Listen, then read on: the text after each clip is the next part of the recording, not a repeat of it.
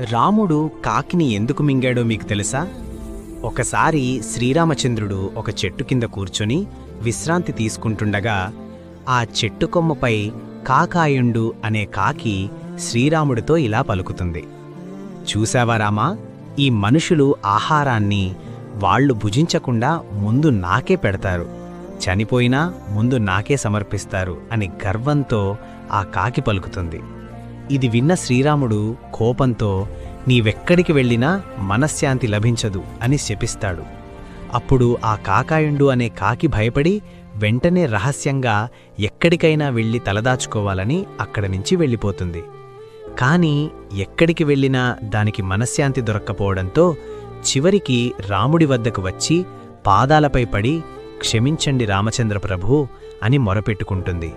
అప్పుడు ఆ శ్రీరామచంద్రుడు ఆ కాకిని చేత్తో పట్టుకొని దానివైపే చూస్తూ గుటుక్కని మింగేశాడు.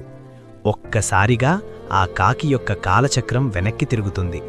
అప్పుడు ఆ కాకి, ఏమిటి ఆశ్చర్యం, సరిగ్గా నా కొమ్మ మీదే కూర్చున్నాను, సమస్త జీవరాశులు ఈ శ్రీరాముడి గర్భంలోనే దాగి ఉన్నాయని అనుకుంటూ ఆ శ్రీరాముడికి శరణు వేడుకుంటుంది.